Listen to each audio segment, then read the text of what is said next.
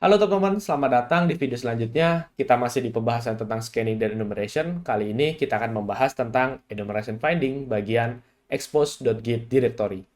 Nah, teman-teman, ketika kita sedang melakukan enumerasi, kadang tuh kita menemukan sebuah directory yang namanya .git. Directory .git ini itu isinya tentang histori perubahan file yang terjadi ketika developer sudah melakukan update. Nah, di sana terdapat informasi berbagai macam perubahan kode yang sudah dilakukan oleh si developer tadi. Nah, contohnya di sini. Kadang kalau kita menemukan directory .git, itu ada yang bentuknya forbidden atau yang memang directory listingnya aktif, seperti gambar yang di bawah ini. Nah, kalau kita menemukan directory .git yang forbidden, itu kita juga bisa melakukan ekstraksi sebenarnya. Begitu juga yang ketika directory listingnya aktif. Apa sih yang kita ekstrak? Nah, yang akan diekstrak di sini adalah source code yang terdapat pada Git tersebut. Jadi sebenarnya di dalamnya itu banyak banget history tentang apa saja yang sudah dilakukan oleh si developer terkait update yang pernah dilakukan di source code kodenya. Nah, di sini ketika kita menemukan directory yang misalnya forbidden, itu kita bisa melakukan ekstraksi, tapi pertama kita harus melakukan dump dulu. Yang akan kita gunakan di sini adalah Git tools untuk nama toolnya. Sedangkan kalau kita sudah memiliki directory.git yang directory listingnya aktif, kita tinggal melakukan download dengan cara seperti ini. Wget, minr, np, nh, reject, bla bla bla segala macam. Nah, di sini http sampai .git-nya itu perlu kita taruh karena kita akan download semua isi yang ada di dalam folder .git. Nah, kalau sudah kita download seperti ini, kita tidak perlu lagi melakukan dump karena kita sudah download semua isi yang ada di dalam folder .git-nya. Tinggal melakukan ekstraksi saja. Nanti pada akhirnya output yang akan kita dapatkan adalah kita akan mendapatkan sebuah source code. Nanti akan saya contohkan bagaimana untuk praktiknya. Jadi saya akan berikan gambaran dulu ya ke teman-teman. Nah, ini untuk penggunaan tool pada Git Tools ya. Dalam contoh yang pertama ini, ketika misalnya kita menemukan sebuah directory.git yang isinya itu forbidden. Nah, cara pertamanya adalah kita melakukan dumper dulu. Di sini nanti toolsnya itu akan melakukan dump, jadi semua objeknya itu akan di-download sama dia. Di gambar kedua, di sini ketika kita sudah melakukan dump, lalu akan melakukan ekstrak. Nah, di bagian kedua ini proses ekstraksi sedang dilakukan. Yang mana pada akhirnya di bagian ketiga nanti akan menampilkan hasil dari kode yang sudah berhasil diekstrak. Nah, kalau teman-teman lihat di sini ada dua folder yang warna biru ya. Jadi itu maksudnya adalah folder yang warna biru ini dipisahkan saat developer melakukan push. Jadi di sini ada dua folder, artinya developer sudah melakukan dua kali push. Nah, nanti di sini akan ada informasi source code apa aja yang sudah berubah ya. Contohnya di sini kita mendapatkan informasi kalau home.php dan index.php itu dua kali dilakukan perubahan. Nah, nanti akan kita lihat isinya seperti apa. Kali ini kita akan coba mulai untuk melakukan praktiknya. Oke, sebelum kita mulai, teman-teman harus clone dulu ya sebuah repository yang isinya itu daftar aplikasi yang vulnerable di mana yang akan kita gunakan selama proses pembelajaran di series belajar penetration testing aplikasi web. Seperti biasa, kita tinggal copy aja, terus kita buka terminal kita, lakukan git clone.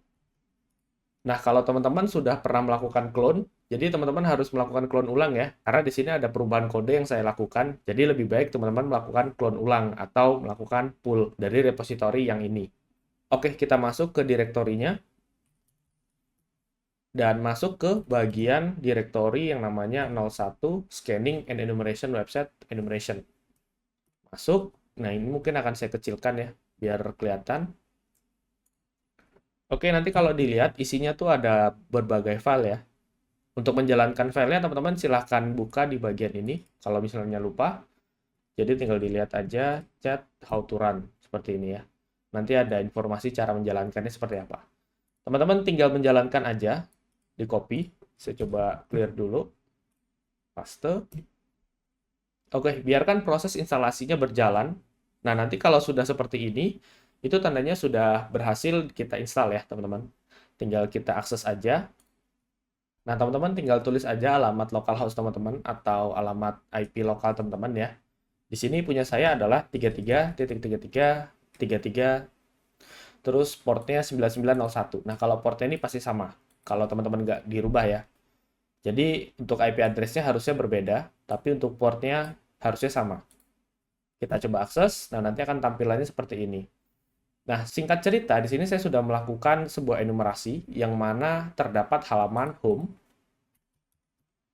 seperti ini. Dan di dalamnya itu ada direktori yang namanya .git.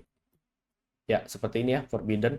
Nah, yang akan kita lakukan adalah kita akan coba melakukan ekstraksi file directory Git yang ada di website ini. Kita akan membutuhkan sebuah tools yang namanya Git Tools ya, teman-teman. Saya akan coba clone.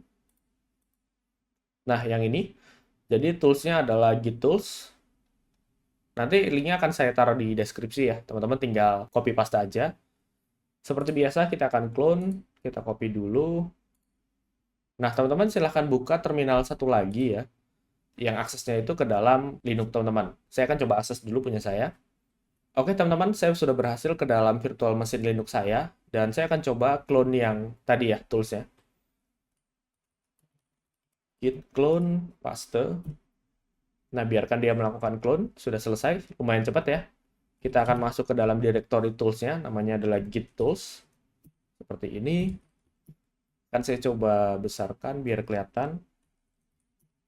Nah, kalau dilihat, nanti isinya tuh akan ada 3 directory. Yang mana yang pertama di sini ada dumper, terus ada ekstraktor, terus ada finder. Yang akan kita gunakan adalah yang git dumper untuk melakukan dump dari websitenya. Terus kita nanti akan melakukan ekstrak ya, setelah kita dump. Baik, kita akan coba dump dulu. Kita tinggal gunakan /dumper, masuk ke nama file scriptnya ya, yang untuk melakukan dumper. Terus kita copy untuk halaman gitnya.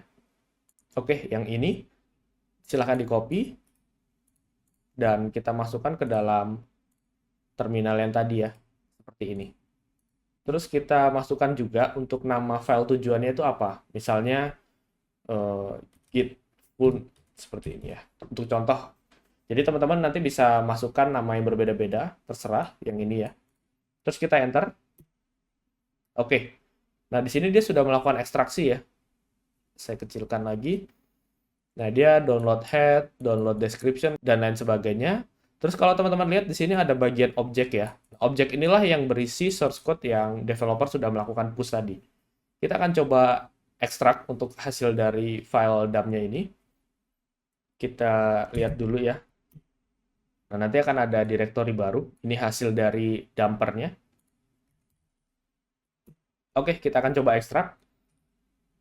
Cara ekstraknya sama seperti git dumper tadi ya. Kita tinggal masuk ke scriptnya, /extract, terus ekstrak seperti ini. Terus nama direktorinya tadi apa? Tadi kan sudah dibuat ini ya, git pull. Nah, nanti setelahnya kita akan masukkan nama direktori hasil ekstraknya. Jadi misalnya di sini saya tambahkan strip aja, ekstrak seperti ini ya. Oke, saya enter. Nah, nanti dia akan melakukan ekstraksi.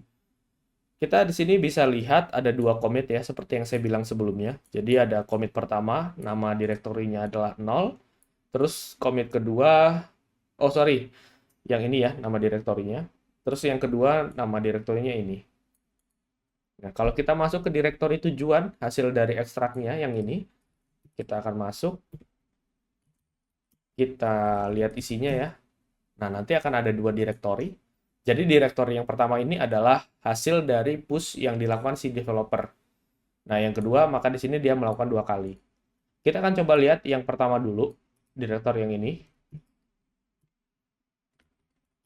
Ya, kita akan lihat isi misalkan index.php-nya. Ya, seperti ini ya. Dan singkat cerita di sini nggak ada informasi yang bisa kita gunakan ya, informasi sensitifnya. Kita akan coba lihat file satunya lagi, chat home.php. Oke, di sini kita bisa melihat ada sebuah kode yang dia itu memberikan statement kalau kita bisa login menggunakan username admin dan password admin. Kita akan lihat ke dalam websitenya dulu. Ini .git-nya kita hapus dulu ya teman-teman. Nah, karena website yang digunakan adalah /home ini, kita akan coba login menggunakan kredensial yang sudah kita dapat tadi. Admin, terus passwordnya adalah admin. Oh, ternyata nggak bisa, teman-teman. Oke, nggak masalah. Kita akan coba lihat hasil komitan yang lain. Ya, di sini ya. Kita akan coba masuk ke direktori yang kedua. Tadi kan yang kita pakai adalah yang 0 ya.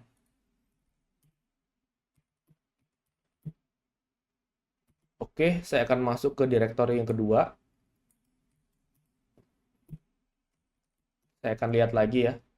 Nah, nanti akan ada home dan index.php. Mungkin kita perlu lihat juga commit metanya seperti apa ya. Kita tinggal lihat aja. Seperti ini.